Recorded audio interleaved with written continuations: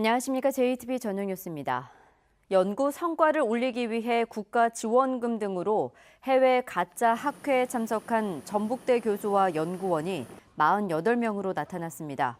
교육부가 가짜 학회로 밝혀진 와셋과 오믹스에 참가한 교수와 연구원을 대학별로 조사한 결과 전북대는 48명이 참석한 것으로 나타났습니다. 전북대의 가짜 학회 참석 인원은 전국 230여 개 대학 가운데 5번째로 많은 숫자입니다. 교육부는 적발된 교수와 연구원 가운데 연구비 부정 사용자에 대해서는 환수 조치하고 해당 대학의 징계를 요구할 계획입니다. 금융위원회가 전북혁신도시를 제3금융중심지로 지정하기 위한 용역을 진행하고 있는 가운데 부산에서 반대 목소리가 이어지고 있습니다. 지난 10일 부산경제살리기 시민연대에 이어 부산상공회의소도 오늘 성명을 내고 지난 2009년 부산이 해양 파생 금융중심지로 지정됐지만 아직도 제자리를 잡지 못하고 있다며 물적, 인적 자원을 집중해야 하는 금융산업의 특성상 전북혁신도시를 금융중심지로 지정하는 건 비효율적이라고 주장했습니다.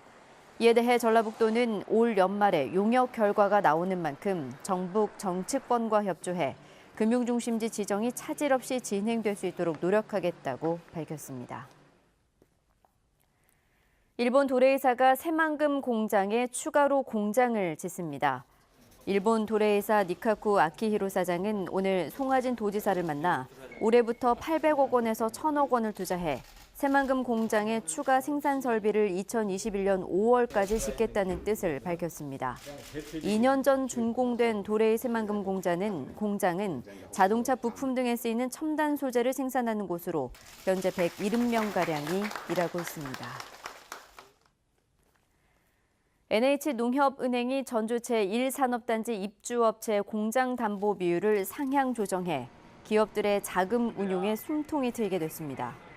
NH농협은행은 제1산단 업체들이 공장을 담보로 대출을 신청할 때 담보 인정 비율을 55%에서 70%로 올리기로 결정해 제1산단 120개 기업이 혜택을 받게 됐습니다. 전주 제1산단은 노후공단으로 분류돼 기업들이 공장을 담보로 대출을 받을 때 어려움을 겪어왔습니다. 이 시대 최고 명인들의 작품과 공연을 한자리에서 볼 수 있는 대한민국 무형문화재 대전이 오늘 국립무형유산원에서 개막했습니다. 올해는 국가무형문화재 99명의 작품 221점이 전시되고 문화재 보유자와 이수자들과 함께 전통 공예품을 만들 수 있는 체험 부스도 마련됐습니다. 인류 무형유산 합동 공연과 씨름 한마당 축제, 체험 부스는 오는 16일까지 열리며 전시는 30일까지 관람할 수 있습니다. 어린이를 대상으로 한 무료 독감 예방접종이 시작됐습니다. 접종 대상은 생후 6개월에서 만 12세까지입니다.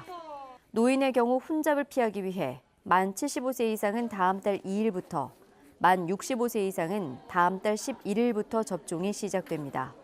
전라북도는 접종 2주 뒤부터 예방 효과가 나타난다며 대상자들은 가능하면 11월까지 접종을 완료할 것을 당부했습니다. 전주 완산경찰서는 전화금융사기, 이른바 보이스피싱에 속은 피해자의 돈을 중국에 있는 조직에 전달한 혐의로 34살 말레이시아인 A씨에 대해 구속영장을 신청했습니다. A씨는 어제 오전 10시쯤 보이스피싱에 속은 69살 김모 씨가 전주의 한 마트 보관함에 넣어둔 현금 2,300여만 원을 찾아 중국 조직에 보낸 혐의를 받고 있습니다. A씨는 보이스피싱을 의심한 피해자의 신고로 현장에서 잠복하고 있던 경찰에게 붙잡혔습니다.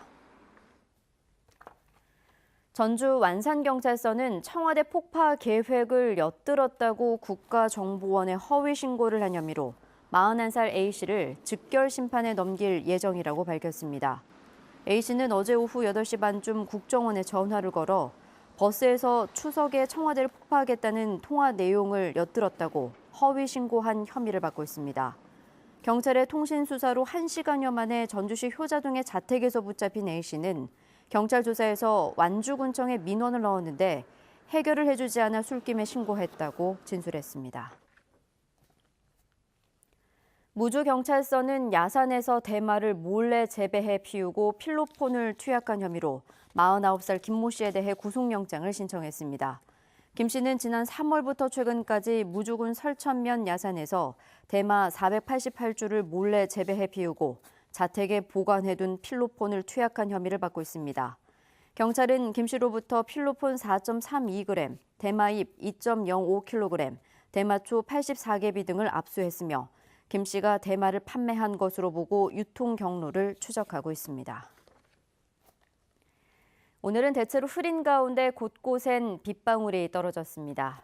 내일은 아침부터 남부 지역을 중심으로 비가 시작돼 낮에는 저녁에 내리겠습니다. 예상 강수량은 10에서 50mm입니다.